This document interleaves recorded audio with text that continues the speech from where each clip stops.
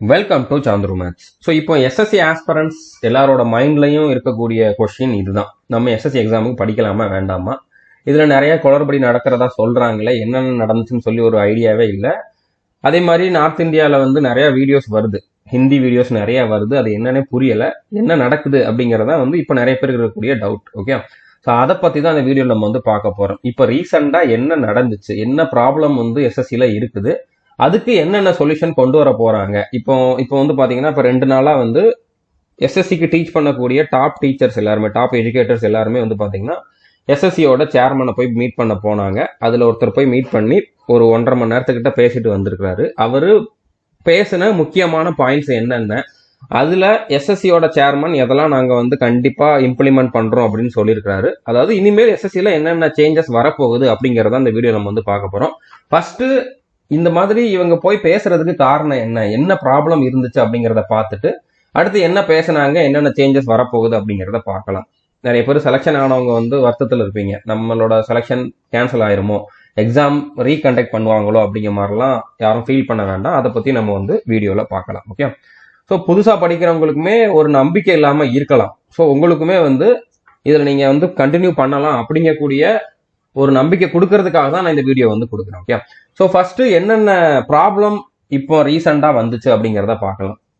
Already நான் இந்த எஸ்எஸ்சியில் வந்த ப்ராப்ளம் பற்றி ஒரு 2-3 வீடியோ கொடுத்துருக்கேன். எம்டிஎஸ்ல வந்து ஆள் மாறாட்டம் பண்ணாங்க, அந்த மாதிரி ஒரு சில ப்ராப்ளம் இருந்ததை வந்து நான் ஆல்ரெடி சொல்லியிருக்கேன். அதெல்லாம் உங்களுக்கு தெரிஞ்சிருக்குன்னு நினைக்கிறேன். இப்போ என்ன நடந்துச்சு அப்படின்னு பார்த்தீங்கன்னா, எஸ்எஸ்சி சிஜிஎல் 2024 எக்ஸாமுக்கான ஃபைனல் ரிசல்ட் வந்துச்சு.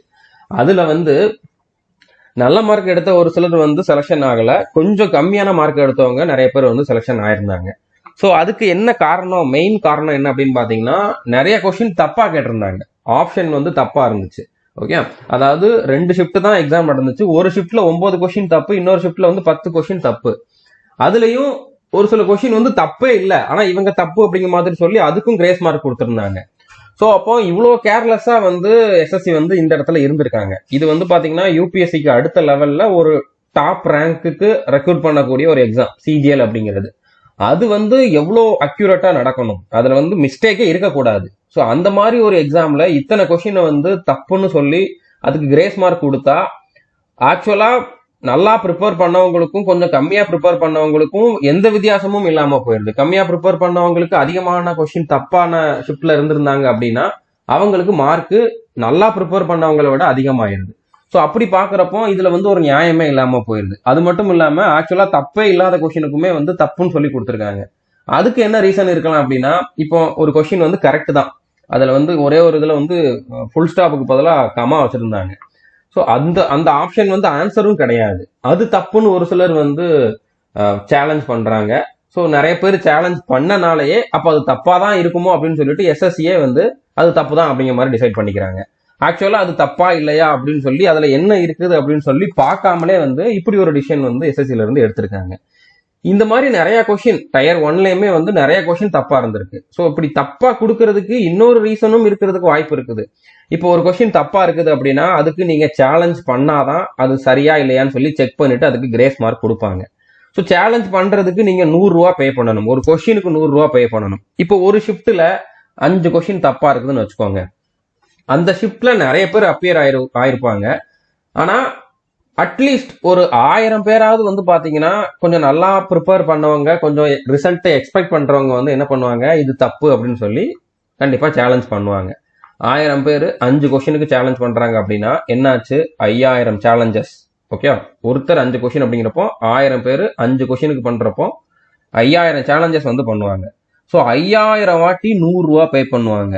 ஸோ இப்படி ஒரு பெரிய அமௌண்ட் வந்து எஸ்எஸ்சிக்கு போகுது. ஓகே, ஸோ இந்த மாதிரி ஒரு இன்கம் ஜென்ரேட் பண்றது கூட இப்படி வேணும்னே பண்றாங்களோ அப்படிங்கிற மாதிரியுமே சந்தேகம் இருக்குது.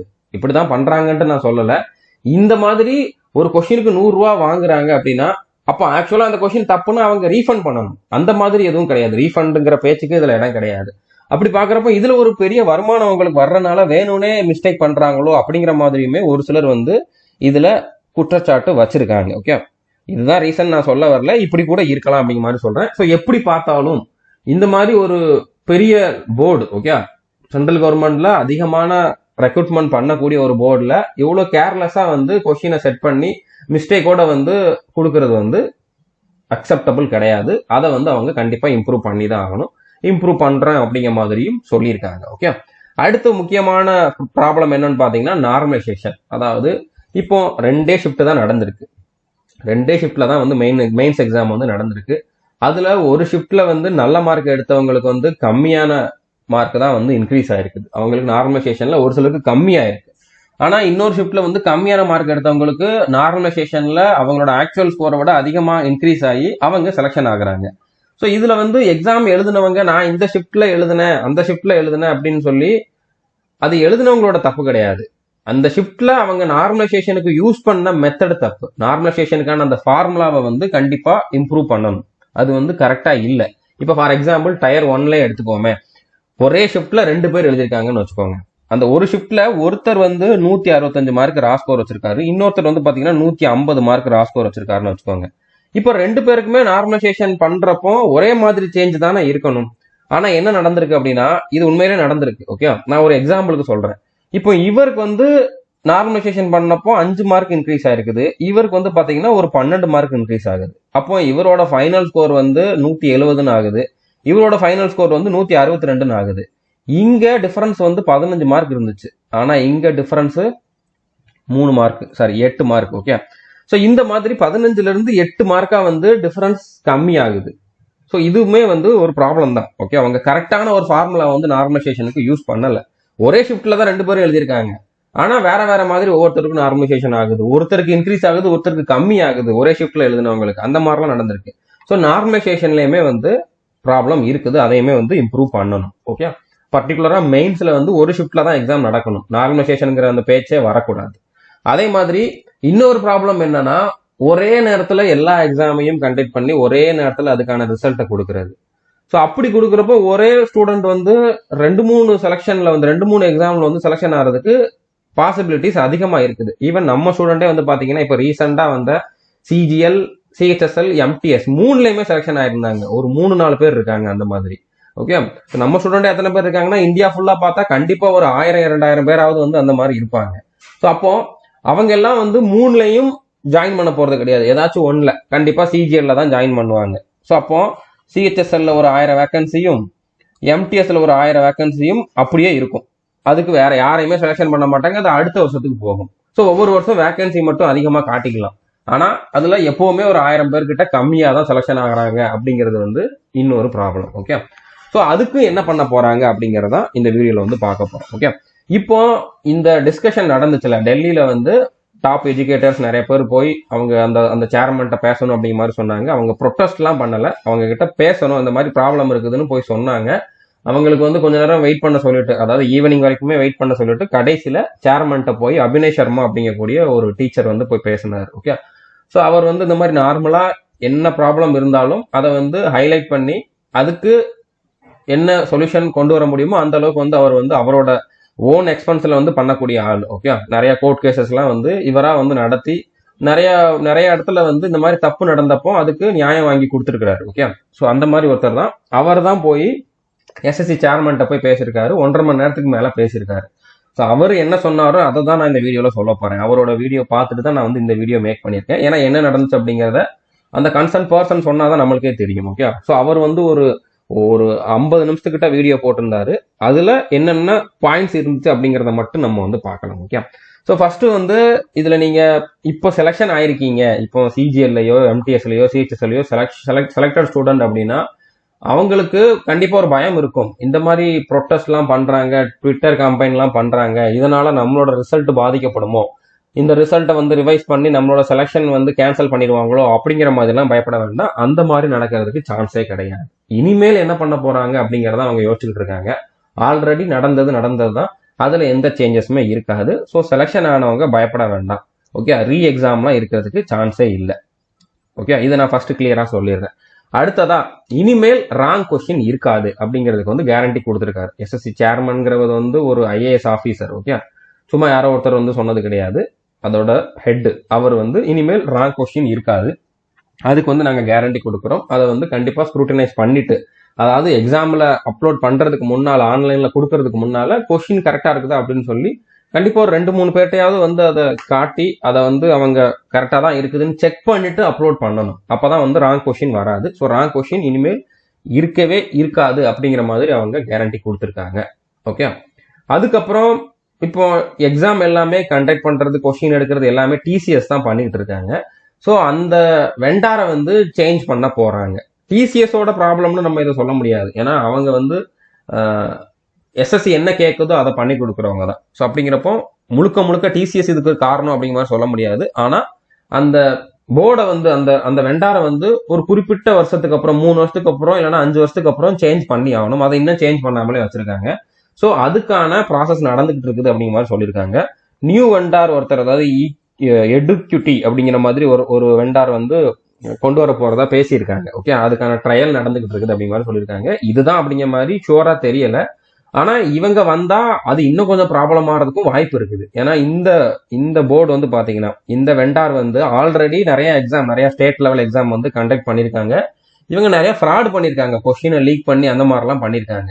ஸோ அதுக்கு டிசிஎஸ்ஏ மேல். டிசிஎஸ் வந்து எந்த ஃப்ராடும் பண்ணலை.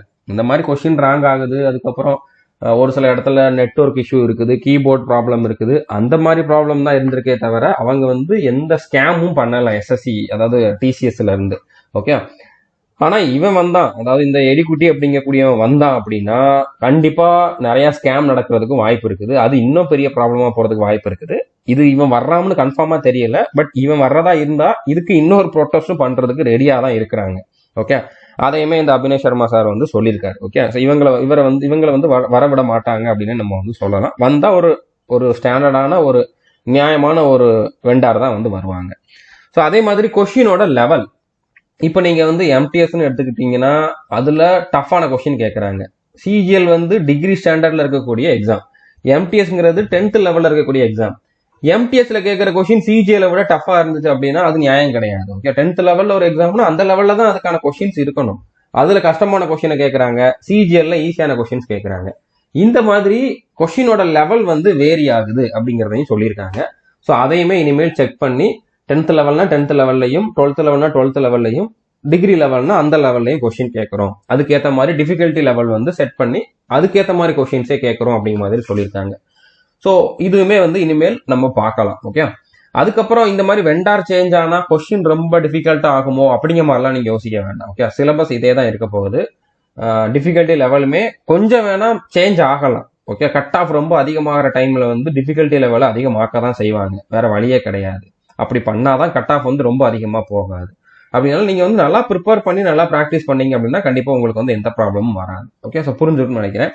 அதே மாதிரி இப்ப மல்டிபிள் செலக்ஷன்ஸை வந்து தடுக்கிறதுக்காக ஒரே நேரத்துல ஒரே ஸ்டூடெண்ட் வந்து 4 எக்ஸாம்ல செலக்ஷன் ஆகுறாரு, அதே மாதிரி 3 எக்ஸாம்ல செலக்ஷன் ஆகுறாரு. இந்த மாதிரி இதெல்லாம் வந்து தடுக்கிறதுக்கு ஒவ்வொரு எக்ஸாமையுமே வந்து கொஞ்சம் கேப் விட்டு கண்டக்ட் பண்ண சொல்லியிருக்காங்க. ஓகே, இப்போ சிஜிஎல் கண்டக்ட் பண்ணி ஒரு 2 மந்த்ஸ்க்கு அப்புறம் சிஹெச்எஸ்எல் கண்டக்ட் பண்ணுங்க, அடுத்த ஒரு 2 மந்த்ஸ்க்கு அப்புறம் எம்டிஎஸ் கண்டக்ட் பண்ணுங்க. ஸோ கேப் இருந்துச்சுன்னா ஒருவேளை ஒரே ஸ்டூடெண்ட் வந்து 3 எக்ஸாம்லையும் அப்பியர் ஆனாலும் ரிசல்ட் வந்து ஒரு 2 மாசத்துக்கு அப்புறம் வருதுன்னா அவரு முதல் ரிசல்ட்டுக்கு செலக்ஷன் ஆயிட்டாரு அப்படின்னா அடுத்ததுக்கு அவரு ப்ரிஃபரன்ஸே கொடுக்க மாட்டாரு. ஓகே, இல்லைன்னா டாக்குமெண்ட் வெரிஃபிகேஷனுக்கு போக மாட்டாரு. அந்த மாதிரியுமே வந்து ஏதாச்சும் பண்றதுக்கு வாய்ப்பு இருக்குது. இப்போ டாக்குமெண்ட் வெரிஃபிகேஷன் எஸ்எஸ்சில இருந்து பண்ணாங்கன்னா கூட அதுல இந்த மாதிரி மல்டிபிள் செலக்ஷனை தடுக்க முடியும். ஆனா எஸ்எஸ்சில இருந்து பண்ணாம ஒவ்வொரு டிபார்ட்மெண்ட்டும் பண்ணணும் அப்படிங்கிற மாதிரி புது ரூல் கொண்டு வந்தனால அது இன்னொரு ப்ராப்ளம் ஆயிருச்சு. இந்த மாதிரி ஒருத்தர் 2-3 எக்ஸாம்ல செலக்ஷன் ஆகிறத தடுக்க முடியாம போயிருச்சு. ஓகே, ஸோ இப்போதைக்கு அதுக்கான சொல்யூஷன் என்ன சொல்லியிருக்காங்கன்னா ஒவ்வொரு எக்ஸாமுக்குமே வந்து கொஞ்சம் கேப் அதிகமா கொடுத்து அந்த மாதிரி அவங்க ஒன்னுல செலக்ஷன் ஆயிட்டோம் அப்படின்னு கன்ஃபார்மா தெரிஞ்சா இன்னொன்னுல அவங்க அப்பியர் ஆகாம இருக்கலாம், இல்லைன்னா அதுக்கு ப்ரிஃபரன்ஸ் கொடுக்காம இருக்கலாம். அந்த மாதிரி பண்ற மாதிரி சொல்லியிருக்காங்க. அதுக்காக எஸ்எஸ்சி சிஜிஎலோட நோட்டிபிகேஷன் வந்து Tier 1 Tier 2 முடிஞ்சு ஃபைனல் ரிசல்ட் வந்ததுக்கு அப்புறம் தான் சிஹெச்எஸ்எல் நோட்டிபிகேஷன் வரும் அப்படிங்கிற மாதிரி கிடையாது. கேப் கொஞ்சம் அதிகமா இருக்கும். இப்ப பாத்தீங்கன்னா ஒரு 1 month 2 monthக்குள்ளே வந்து பாத்தீங்கன்னா 3 எக்ஸாமுக்கான நோட்டிபிகேஷன் வரும். அந்த மாதிரி இல்லாம கொஞ்சம் கேப் விட்டு நோட்டிபிகேஷன் வரும், கேப் விட்டு எக்ஸாம் நடக்கும். ஓகே, ஸோ அந்த மாதிரி பண்றதா சொல்லியிருக்காங்க. அதனால எஸ்எஸ்சியோட கேலண்டர்ல ஆல்ரெடி ரிலீஸ் பண்ண கேலண்டர்ல ஏதாச்சும் சேஞ்சஸ் வர்றதுக்கும் சான்ஸ் இருக்குது. இதே மாதிரி இப்போ சிஜிஎல் நோட்டிபிகேஷன் டிலே ஆகுமான்னு கேட்டீங்கன்னா அதுக்கும் சான்சஸ் இருக்குது. ஓகே, ஏன்னா அதுல நோட்டிபிகேஷன்லயே ஒரு சில கண்டிஷன்ஸை வந்து சேஞ்ச் பண்ணி கொடுக்கறதுக்கும் வாய்ப்பு இருக்குது, இந்த மாதிரி நிறைய ரிஃபார்ம்ஸ் வர்றனால. ஸோ அதுவும் நடக்கலாம். ஓகே, சிஜிஎல் நோட்டிபிகேஷன் டிலே ஆகிறதுக்கு சான்ஸ் இருக்குது. ஒருவேளை நோட்டிபிகேஷன் முன்னாலே வந்தாலும் எக்ஸாம் டிலே ஆகிறதுக்கும் வாய்ப்பு இருக்குது. ஓகே, புரிஞ்சிருக்கும்னு நினைக்கிறேன். அடுத்தடுத்த எக்ஸாம்ஸ், அடுத்தடுத்த நோட்டிபிகேஷன் எப்போ வரும் அப்படிங்கிறதுமே வந்து நம்ம இப்போதைக்கு சொல்ல முடியாது. ஸோ அது எஸ்எஸ்சி தான் சொல்லி ஆகணும். ஸோ கண்டிப்பா கேலண்டர்ல சேஞ்சஸ் இருக்கும். ஓகே, அடுத்ததா வந்து டயர் 2க்கு கண்டிப்பா நார்மலைசேஷனே இருக்கக்கூடாது, ஒரே ஷிஃப்ட்ல தான் எக்ஸாம் கண்டக்ட் பண்ணணும் அப்படிங்கறத வந்து அழுத்தம் திருத்தமா சொல்லியிருக்காங்க. ஸோ ஒரே ஷிஃப்ட்ல தான் இனிமேல் டயர் 2 நடக்கும். சிஜிஎல்னாலும் சரி, சிஹெச்எஸ்எல்னாலும் சரி, ஒரே ஷிஃப்ட்ல தான் எக்ஸாம் நடக்கும் டயர் 2. ஓகே, அதுக்கு வந்து நார்மலைசேஷனே இருக்காது. ஸோ அப்போ இதுல வந்து ஒரு நியாயமான ரிசல்ட் வந்து கண்டிப்பா எதிர்பார்க்கலாம். அதே மாதிரி டயர் 1ல ஒரே ஷிஃப்ட்ல நடத்துறது வந்து பாசிபிள் கிடையாது. ஏன்னா லட்சக்கணக்கான பேர் வந்து அப்ளை பண்றாங்க. எல்லாருக்கும் ஆன்லைன்ல ஒரே ஷிஃப்ட்ல எக்ஸாம் கண்டக்ட் பண்றது பாசிபிளே கிடையாது. அந்த அளவுக்கு வந்து ரிசோர்சஸ், ஃபெசிலிட்டிஸ் வந்து இந்தியாவில கிடையாது. ஓகே, ஸோ அப்படி பாக்குறப்போ அதுக்கு நார்மலைசேஷன் பண்ணி தான் ஆகணும். ஆனா அந்த ஃபார்முலால சேஞ்சஸ் கொண்டு வரணும். அதுக்கு ஒரு நியூ ஃபார்முலா வந்து ஃபார்ம் பண்ணணும். அது வந்து நியாயமானதா இருக்கணும். ஓகே, ஸோ அதையும் சொல்லியிருக்காங்க. அதையுமே வந்து பாக்குறோம் அப்படிங்கிற மாதிரி எஸ்எஸ்சில இருந்து சொல்லியிருக்காங்க. ஓகே, அதே மாதிரி இப்போ டயர் 2ல டைப்பிங் டெஸ்ட்ல வந்து பாத்தீங்கன்னா நிறைய சென்டர்ல வந்து கீபோர்ட் ப்ராப்ளம் இருந்திருக்கு. அதனால அந்த சென்டர்ல மட்டும் எக்ஸாமை கேன்சல் பண்ணிட்டு திரும்ப வைப்பாங்க. ஒரு சிலர் வந்து அதனால வந்து செலெக்ஷன் ஆக முடியாம போயிருக்காங்க. அதனால அவங்களுக்கு நல்ல போஸ்ட் கிடைக்காம போயிருக்கும்.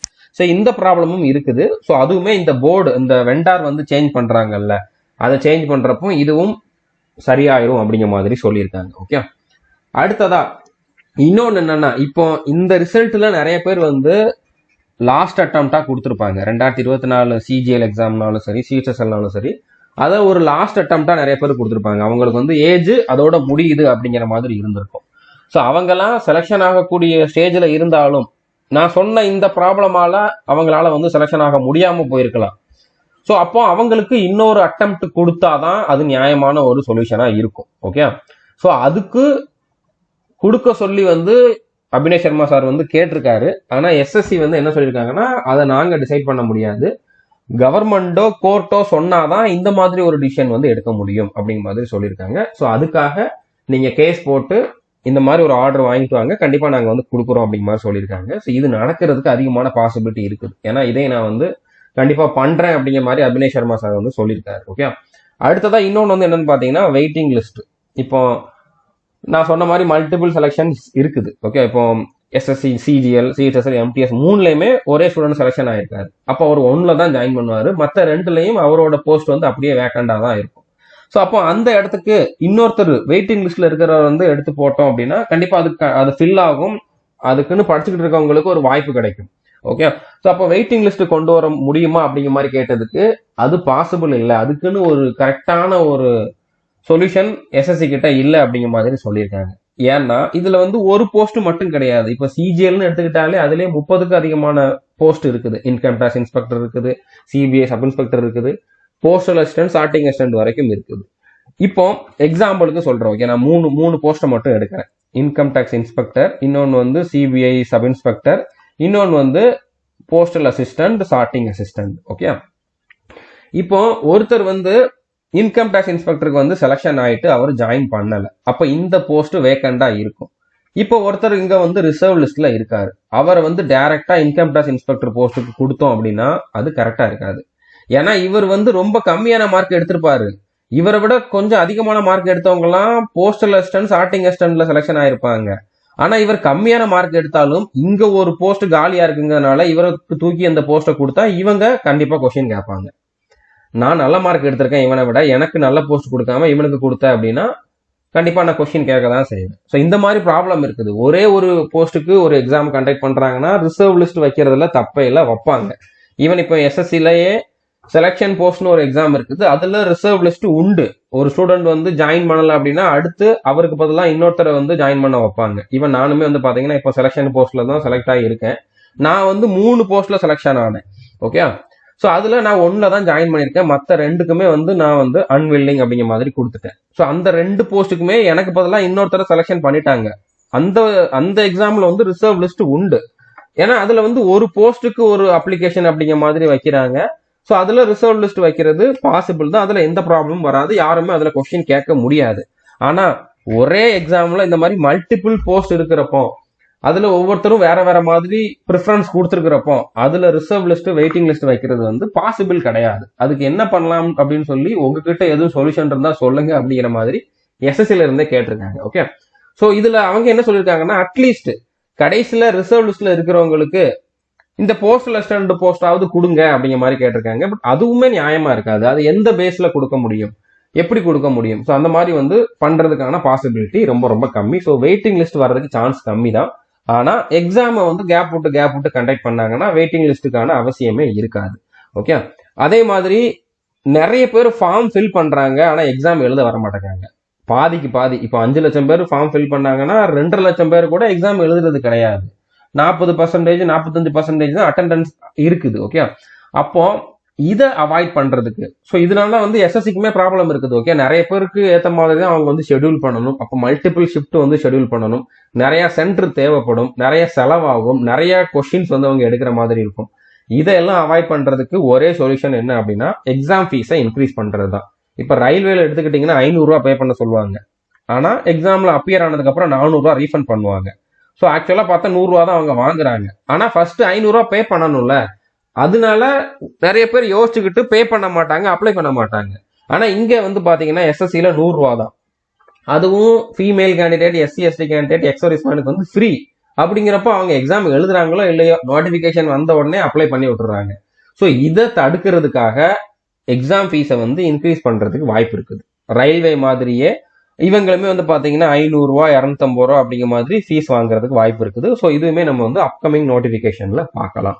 ஓகே, அது ரீஃபண்ட் பண்றாங்களா இல்லையான்ட்டு தெரியல, ஆனா கண்டிப்பா ஃபீஸ் இன்க்ரீஸ் ஆகிறதுக்கு சான்ஸ் இருக்குது. ஓகே, ஸோ புரிஞ்சிருக்குன்னு நினைக்கிறேன். நான் இந்த ஒரு வீடியோல உங்களுக்கு இது வரைக்கும் நடந்த எல்லாத்தையுமே சொல்லிட்டேன். இனிமேல் என்ன நடக்கிறதுக்கு வாய்ப்பு இருக்குது அப்படிங்கிறதையும் சொல்லிட்டேன். இனிமேல் இதுல ஏதாச்சும் ஒரு முக்கியமான அப்டேட் வந்தா மட்டும் நான் வந்து வீடியோ போடுறேன். ஓகே, ஸோ நீங்க உங்களோட ப்ரிப்பரேஷனை கண்டினியூ பண்ணுங்க. இதுல வந்து நீங்க யோசிக்கிறதுக்கு எதுவுமே இல்லை. எஸ்எஸ்சில பெரிய லெவல்ல எதுவும் ஸ்கேம்லாம் நடக்கல. அப்படி ஸ்கேம் நடந்திருந்தா நம்ம கிட்ட 1000 ரூபா 1500 ரூபா கட்டி படிக்கக்கூடிய ஸ்டூடெண்ட்ஸ் வந்து செலக்ஷன் ஆகிறது பாசிபிளே கிடையாது. ஓகே, இதுல வந்து காசு வாங்கிட்டு போஸ்டிங் போடுறாங்க, அந்த மாதிரிலாம் நடக்கல. ஓகே, ஒரு சில இடத்துல ஒரு சில சென்டர்ல அந்த சென்டர்ல இருக்கக்கூடிய அந்த அதிகாரிகளுடைய மூலமா தான் வந்து ஒரு சில ஸ்கேம் வந்து நடந்திருக்கு. ஓகே, அது எஸ்எஸ்சியோட ஃபால்ட் கிடையாது, அவங்க மேல அவங்க ஆக்ஷனும் எடுத்துட்டாங்க. ஸோ ஓவராலா பாக்குறப்போ எஸ்எஸ்சி வந்து ஒரு கரெக்டான போர்டு தான். அவங்க அப்பப்போ வந்து இம்ப்ரூவ்மெண்ட் பண்ணிக்கிட்டு தான் இருக்காங்க. இப்போ நடந்தது ஒரு ப்ராப்ளம் தான், அதை வந்து இம்ப்ரூவ் பண்றோம் அப்படிங்கிற மாதிரியும் உறுதிமொழி கொடுத்துருக்காங்க. அதனால நீங்க வந்து பயப்படாம எஸ்எஸ்சி எக்ஸாமுக்கோ ரயில்வே எக்ஸாமுக்கோ உங்களோட ப்ரிப்பரேஷனை அப்படியே கண்டினியூ பண்ணுங்க.